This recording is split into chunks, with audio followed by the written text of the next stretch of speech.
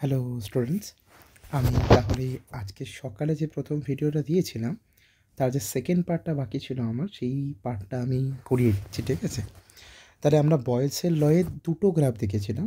একটা আমাদের সমপরাবৃত্তাকার হয়েছিল, যেটা আমরা পি বনাম ভি এর গ্রাফ করেছি। আরেকটা গ্রাফ ছিল আমাদের স্ট্রেট লাইন, যেটা কিনা অরিজিন থেকে, সেটা ছিল পি বনাম 1/v, তাই তো। নেক্সট গ্রাফ যেটা সেটা হচ্ছে দেখো মন দিয়ে, পি ভি বনাম পিও হতে পারে, ভিও হতে পারে। কি বলছি আমি? এই গ্রাফটা পি বি বনাম পিও হতে পারে, আবার ভিও হতে পারে, দুটোতেই গ্রাফটা একই হবে। ঠিক আছে, তাহলে আমি ওয়াই অ্যাক্সিস বরাবর পিভিকে নিয়েছি, এক্স অ্যাক্সিস বরাবর পি বা ভিকে নিয়েছি, আর এই হচ্ছে আমাদের অরিজিন। ওকে, এবার মন দিয়ে শোনো। দেখো, অ্যাকর্ডিং টু বয়েল ল আমরা কি শিখছি না, পি প্রপোর্শনাল টু 1/v, সেখান থেকে P equals to K by V, যেখানে কে সমানুপাতিক ধ্রুবক, নট ইকুয়ালস টু 0, এটা অবশ্যই লিখতে হবে। So P V is equals to constant. দেখো, এখান থেকে আরেকটা প্রশ্ন তোমাকে পরীক্ষায় দিতে পারে 1 নম্বরে, যে পিভি ইকুয়ালস টু কনস্ট্যান্ট, এই ফর্মুলাটা থেকে তুমি বুঝছো কি? কি বুঝছি? যে কি বুঝি দেখো, আমি এটা লিখে দিচ্ছি, যে যদি কোনো নির্দিষ্ট পরিমাণ আদর্শ গ্যাসের উষ্ণতা ধ্রুবক থাকলে তার আয়তন ও চাপ পরিবর্তন হলেও তাদের গুণফল কেন বলছি? পি ইন্টু ভি, গুণফল সর্বদা ধ্রুবক থাকবে। ওকে, এই কথাটার মানে হচ্ছে এটা বোঝায়। তার মানে কি, যদি পিটা চেঞ্জ হয়ে P1 হয়, অবশ্যই ভি চেঞ্জ হয়ে V1 হবে। আবার যদি পিটা চেঞ্জ হয়ে P2 হয়, ভি চেঞ্জ যদি V2 হয়, দুজনেরই ভ্যালু কিন্তু কনস্ট্যান্ট, সবসময় কনস্ট্যান্টই থাকবে দুজনের গুণফল। মানে ধরো পি বাড়ছে, ভি কমছে, বা ধরো পি কমছে, ভি বাড়ছে, এবং দুজনে এমনভাবে বাড়া কমা করবে যেন দুজনের গুণফল অলওয়েজ ধ্রুবক থাকে। তাহলে এবার দেখো, আমরা গ্রাফ টানার জন্য অ্যাটলিস্ট আমাদের 3টে স্থানাঙ্কের দরকার হয়। তাহলে আমরা স্থানাঙ্ক নিই, পি ভি আর পি বা ভি। মন দিয়ে শোনো, তাহলে এটা আমার ওয়াই, এটা হচ্ছে আমার এক্স। ওকে, তাহলে ধরে নাও কোনো একটা সিচুয়েশানে আমার পি এর মান ছিল, ধরে নাও, আচ্ছা যেহেতু প্রথম থেকে শুরু করবো, ধরো পি এর মান আমার 0, ধরে নাও পি এর মান আমার 0। তো পি এর মান যেখানে 0, ধরে নাও সেখানে ভলিউম ছিল, মানে পিবি ছিল আমার 5। কী বললাম? যেখানে পি বা ভি এর মান আমার 0, সেখানে পিবি ছিল আমার 5। এবার যদি কোনো কারণে পি চেঞ্জ হয়ে 5 হয়, পিভি কত হবে? চেঞ্জ হবে না, পিভি কিন্তু চেঞ্জ হবে না। কারণ কি? বয়েলের সূত্র অনুযায়ী PV is equals to constant. তাহলে পি বা ভি যেই চেঞ্জ হোক না কেন, পিভি কিন্তু কোনো কারণে চেঞ্জ হবে না, পিভি কিন্তু কোনো কারণে চেঞ্জ হবে না। তার মানে যদি এটা আমার 0 হয়, তাহলে এই হচ্ছে ধরো আমার 5, 5এও 5 থাকবে, 10এও 5 থাকবে। তাহলে কেমন স্ট্রেট লাইন হবে? এই রকম একটা স্ট্রেট লাইন হবে। দেখো ভালো করে বোঝো কেন এরকম স্ট্রেট লাইন হলো, ভালো করে মন দিয়ে বোঝো যে কেন গ্রাফটা স্ট্রেট লাইন হলো। দেখো, এই যে ইকুয়েশনটা আমার এখানে বানানো আছে, এই যে ছকটা বানানো আছে, সেখানে আমি পরিষ্কার দেখতে পাচ্ছি যে ওয়াই ইজ ইকুয়ালস টু ধ্রুবক। মনে রাখবে, তোমরা অঙ্কে পড়েছো, ওয়াই ইজ ইকুয়ালস টু ধ্রুবক হলে গ্রাফ সবসময় এক্স অক্ষের সমান্তরাল হয়, এক্স অক্ষের সমান্তরাল হয়, হ্যাঁ কি না? মানে ওয়াই যদি তোমার ধ্রুবক হয়, তাহলে গ্রাফ কী হবে? এক্স অক্ষের সমান্তরাল। আর যদি তোমার এক্স ধ্রুবক হয়, তাহলে কি হবে? ওয়াই অক্ষের সমান্তরাল হবে। ঠিক আছে, কিন্তু এখানে আবার সেই একটা কথা, আমার কিন্তু এই পুরো গ্রাফটা এরকম হবে না, ডট ডট ডট ডট তারপরে এরকম যাবে। কেন? কারণ দেখো, ভলিউম তো 0 হওয়া সম্ভব নয়, তাই আমি এই জায়গাটা একটু ডট ডট দিয়ে দেখাবো, তারপর গ্রাফটা পুরোটা আনবো, যেখানে লিখে দেবো টিটা হচ্ছে আমার কনস্ট্যান্ট কি। তাহলে বোঝা গেল। এবার যদি কোনো কারণে এই গ্রাফটা আমাকে একটু চেঞ্জ করে দেয়, মানে কেমন চেঞ্জ করে দিল, ধরো গ্রাফটা এমন দিল, এই বরাবর পি বা ভি দিয়েছে, এই বরাবর পি ভি দিয়ে, তাহলে গ্রাফটা কেমন হবে, এই ডট ডট ডট ডট। কারণ তখন এক্স আর ওয়াইটা চেঞ্জ হয়ে গেল, তখন ওয়াই বরাবর চলে গেল পি আর ভি, আর এক্স বরাবর চলে গেল তাহলে আমার পিভি। তাহলে কি বলেছি, যদি এক্স ধ্রুবক হয় তাহলে গ্রাফ কেমন হবে, ওয়াই অক্ষের সমান্তরাল। দেখো ওয়াই অক্ষের সমান্তরাল হয়েছে। তাহলে এই চিহ্নটা ছিল আমাদের কার ল, বয়েস ল এর গ্রাফ। এবার আমরা চলে আসি চার্লসের লতে। চার্লস, দেখো চার্লসের সূত্রকে আমরা ক্লাস 10-এ দুটো স্কেলে জেনেছি। একটা হচ্ছে আমরা জেনেছি সেলসিয়াস স্কেলে, আর একটা আমরা জেনেছি কেলভিন স্কেলে।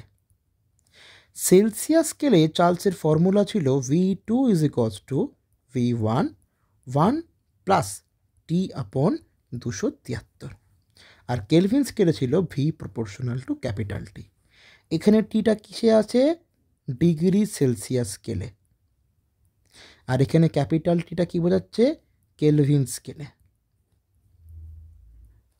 ঠিক আছে, আর এখানে V2টা হচ্ছে অন্তিম আয়তন, V1টা প্রাথমিক আয়তন, আর এই ভিটা হচ্ছে এখানে ভলিউমের চেঞ্জ। ঠিক আছে, এবার মন দিয়ে দেখো, দুটো গ্রাফ আমি আঁকবো।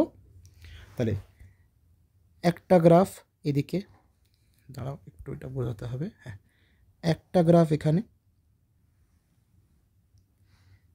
দেখো, এই বরাবর আমি নিচ্ছি ভি, এই বরাবর নিচ্ছি আমি টি ডিগ্রি সেলসিয়াসে। ওকে, এটা এক্স অ্যাক্সিস, এটা ওয়াই অ্যাক্সিস, এটা আমাদের অরিজিন।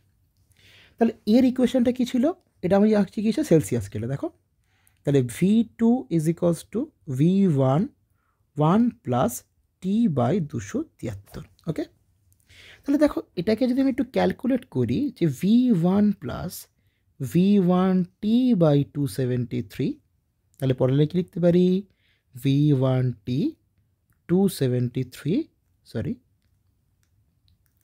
Plus V1। এবার দেখো এই যে V1 আর 273, এটা দুজনে মিলে একটা কনস্ট্যান্ট না, কেন, কারণ আমরা কি শিখেছি চার্লস লতে, যে প্রাথমিক আয়তন সর্বদা ধ্রুবক থাকে, আর 273 তো অবশ্যই একটা ধ্রুবক মান। তাহলে আমি এই যে ইকুয়েশনটাকে অঙ্কের একটা ইকুয়েশন তুলনা করতে পারি, যে y is equals to mx plus C. ভালো করে বোঝো, যেখানে y বরাবর কে আছে, আমার ভি আছে, x বরাবর আমার কে আছে, টি আছে, সিটা আমার কাকে রিপ্রেজেন্ট করছে, V1কে রিপ্রেজেন্ট করছে, এই তিনটে জিনিস। আর ওয়াই আমার কোনটা, V2 বলতে পারি। কী হবে, আমি এখানে গ্রাফে দেখিয়ে দিচ্ছি, তুমি সব বুঝতে পারবে, কোনো চিন্তা করার দরকার নেই, সব বুঝতে পেরে যাবে। মন দিয়ে শোনো, তাহলে এই যে এম যে বাড়তি জিনিসটা, একে আমরা কি বলেছিলাম, একে আমরা বলি প্রবণতা। যদি এম প্রবণতা বলতে কি যদি বুঝতে না পারো, আগের ভিডিওতে গিয়ে দেখে আসবে, যে প্রবণতা মানে বুঝিয়েছিলাম যে এক্স অ্যাক্সিস বরাবর কতটা গ্রাফটা ঝুঁকে আছে, স্ট্রেট লাইন গ্রাফটা, সেটাকে আমরা প্রবণতা বলি। তাহলে এখন এর গ্রাফটা হয় কেমন, এর গ্রাফটা হয় একটি সরল রেখা। দেখো এটাও সরল রেখা, কারণ দেখো এম এক্স আছে না, তাহলে এটিও একটি সরল রেখা, কিন্তু কেমন সরল রেখা, যেটি এক্স অক্ষ থেকে সি লম্ব দূরত্ব যাবে। দেখো কি বললাম, এক্স অক্ষ থেকে সি লম্ব দূরত্ব মানে এটা ধরে নিই, তাহলে এটাকে আমি V1 বলতে পারি, ভালো করে বুঝবে। তাহলে এখান থেকে গ্রাফটা হবে এই স্ট্রেট লাইন, হলো, ভালো করে বুঝবে। ধরো এবারে জিজ্ঞাসা করলো, এই গ্রাফে আমাকে দেখাও যে ভলিউম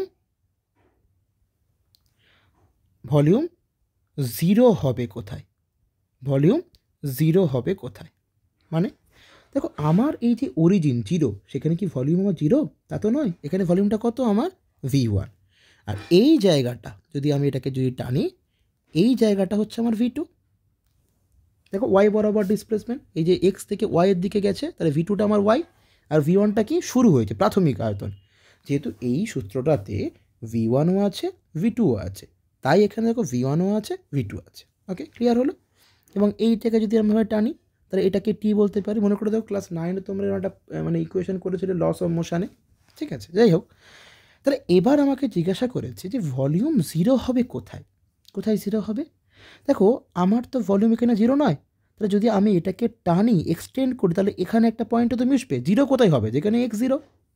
তাহলে যদি এটাকে আমি ডট ডট ডট করে টানি তাহলে এই যেখানে মিশছে, সরি একটু ভুল হয়ে গেল, কী হচ্ছে অসুবিধে, ঠিক আছে। তাহলে যদি এখানে ডট ডট ডট করে টানি তাহলে যেখানে ও মিশছে সেই পয়েন্টটায় ভলিউম 0 হবে। তাহলে এই জায়গাটায় ভলিউম 0। আচ্ছা, চার্লসের ফর্মুলা অনুযায়ী ভলিউম 0 হয় কত ডিগ্রি সেলসিয়াসে? -273 ডিগ্রি সেলসিয়াসে। তো দেখো এই গ্রাফটা দিয়ে তুমি 2-3 রকমের উত্তর দিতে পারবে, সেইভাবে তোমাকে বোঝালাম। যদি বলে ভলিউমের সঙ্গে সেলসিয়াসের গ্রাফ, তুমি নর্মাল টেনে দেবে। যদি তোমাকে বলে যে সেলসিয়াস স্কেলে বা সেলসিয়াস গ্রাফের সাথে দেখাও যে ভলিউম 0 হয় কোন টেম্পারেচারে, তুমি দেখিয়ে দেবে এই টেম্পারেচারে ভলিউম 0 হয়। কী করে জানো? ফর্মুলা থেকে জানো তুমি। তাহলে এই তাহলে অতএব কি -273 ডিগ্রি সেলসিয়াসে আমার ভলিউম কত হয়? 0 হয়। ওকে, বোঝা গেছে? ক্লিয়ার হয়েছে? চলো লাস্টটা আমরা যাই। তাহলে লাস্টেরটা আমার কি আছে? লাস্ট ভলিউমের সঙ্গে এই বরাবর ভলিউম, এই বরাবর টি, মানে এটা আমার কেলভিনে আছে। তাহলে এটা হচ্ছে আমার এক্স, এটা হচ্ছে আমার ওয়াই। তাহলে দেখো কেমন ফর্মুলা পেয়েছি, ভি প্রপোর্শনাল টু ক্যাপিটাল টি। এটা কোন স্কেলে?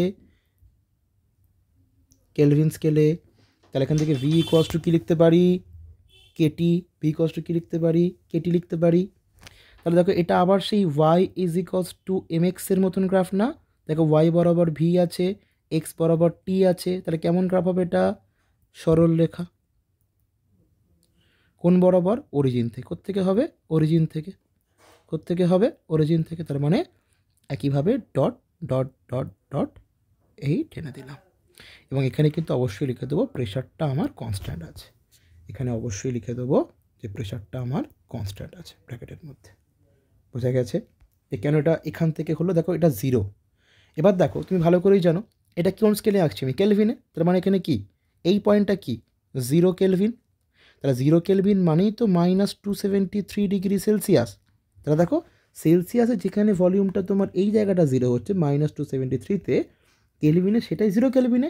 তাই জন্য দেখো এই গ্রাফটা কিন্তু ডট ডট থেকে শুরু হয়েছে। ওকে, ক্লিয়ার হয়েছে? দেখো এখানে একটা নোট আমি বলে দিচ্ছি, সেই নোটটা হচ্ছে একটা খুবই ইম্পর্টেন্ট জিনিস। সেটা কি? দেখো এখানে সবকটা গ্রাফে তুমি দেখবে যে প্রত্যেকটা গ্রাফে কিন্তু তোমার ডট ডট আছে। প্রত্যেকটা গ্রাফে দেখো তোমার ডট ডট আছে, ঠিক আছে? শুধুমাত্র একটা মাত্র গ্রাফ যেখানে আমার কোনো ডট ডট ছিল না, সেটা হচ্ছে আমার পি বনাম যে ভি এর গ্রাফটা। সেটা কেমন ছিল? সমপরাবৃত্তাকার।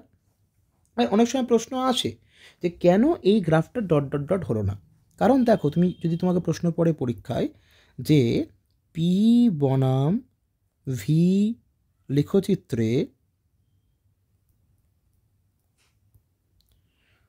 ডট দাগ নেই কেন, তাহলে উত্তর আমি কি লিখতে পারি? এটা এক্স, এটা ওয়াই। কারণ দেখো উক্ত লেখচিত্র, উত্তর বলছি আমি, উক্ত লেখচিত্র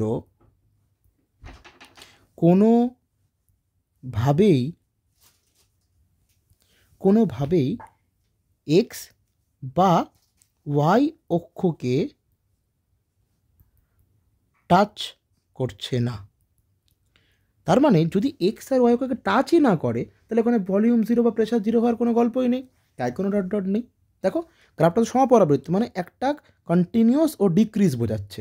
একটা কন্টিনিউয়াস ও ডিক্রিজ বোঝাচ্ছে। ভলিউম যদি বাড়ে প্রেশার আমার কমছে, ভলিউম যদি আস্তে আস্তে আমার বাড়ে প্রেশার আস্তে আস্তে আস্তে প্রত্যেকটা পয়েন্টে আমার কমছে। তো এই তো কোনোভাবে ওয়াই বা এক্সকে তো টাচ করছে না, তাই জন্য এই গ্রাফটায় কোনো ডট ডট চিহ্ন কিন্তু নেই। ক্লিয়ার হয়েছে? সবকটা গ্রাফ আমাদের ক্লিয়ার হয়ে গেল। পরের ভিডিওতে আরও কয়েকটা ইম্পর্টেন্ট টপিক নিয়ে আমি বলে আপাতত গ্যাসটা শেষ করে দেবো, ঠিক আছে? তোমরা দেখতে থাকো and thank you for watching. Okay, tata.